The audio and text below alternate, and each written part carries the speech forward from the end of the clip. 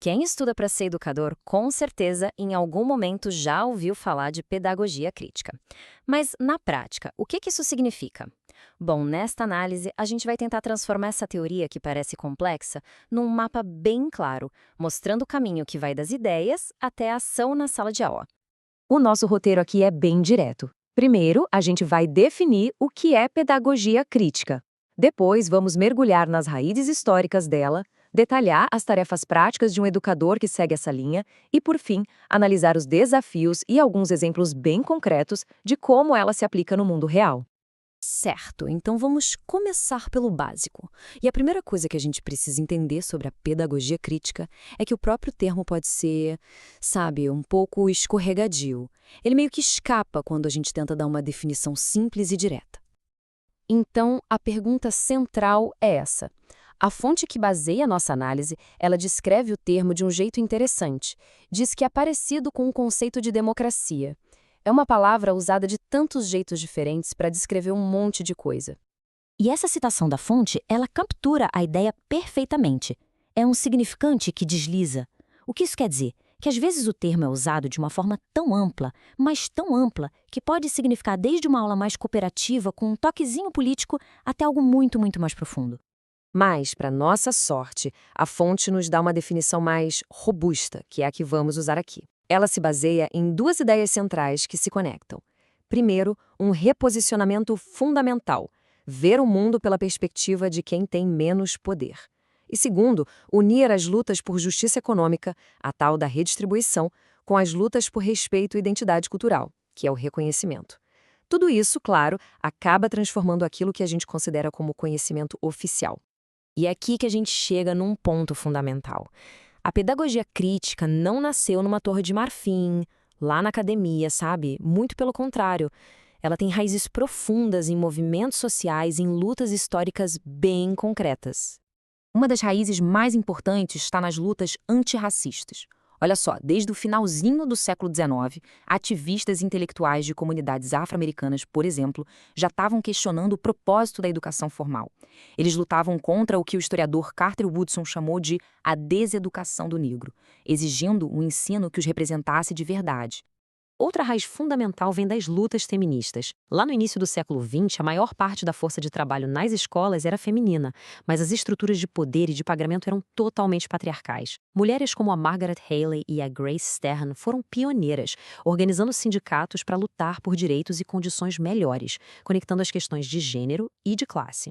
E, para fechar essa parte, as lutas de classe. Movimentos socialistas, tanto nos Estados Unidos quanto na Inglaterra, criaram escolas alternativas, como as escolas dominicais socialistas. O objetivo ali era muito claro: construir um currículo que ensinasse orgulho de classe, solidariedade e que desse ferramentas para uma visão crítica das relações socioeconômicas.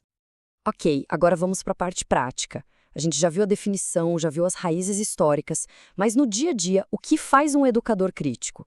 A fonte que a gente está usando sistematiza isso em 8 tarefas bem concretas.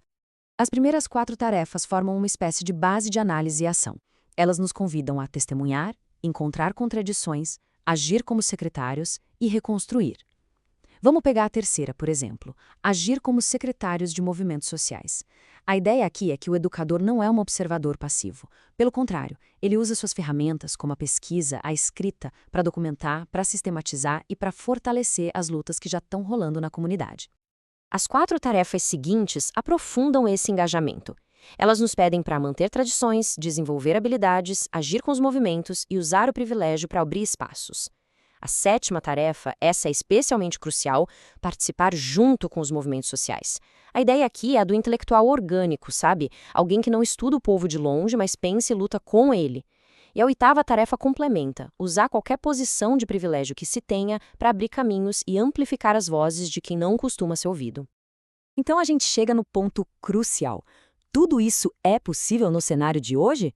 É exatamente isso que essa sessão aborda. E para a gente entender as possibilidades, primeiro a gente precisa mapear as forças que se opõem a essa visão de educação. A fonte descreve uma aliança poderosa que ela chama de modernização conservadora.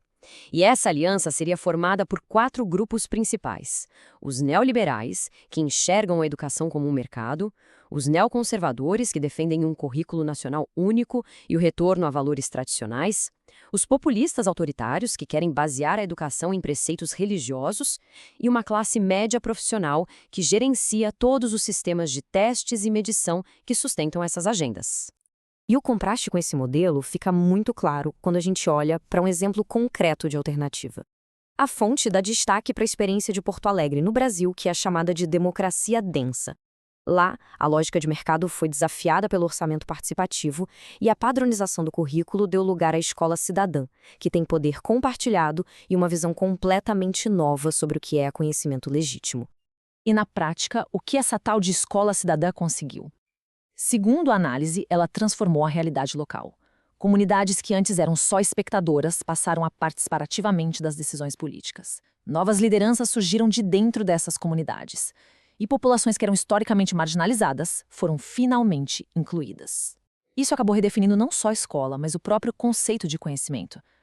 E agora a gente chega a uma das ideias mais poderosas da fonte. Depois de toda essa análise, a conclusão é que a educação crítica não é um substantivo, não é algo estático que se pode ter ou definir por completo. É melhor pensar nela como um verbo. É ação, é movimento, é uma prática constante. E isso nos deixa com uma reflexão final. Se a educação crítica é sobre fazer, sobre agir, a pergunta que essa análise nos provoca é, para quem está se formando como educador, qual é a próxima ação? O que significa conjugar esse verbo no dia a dia, na sala de aula, na comunidade? A resposta para isso, claro, continua em aberto.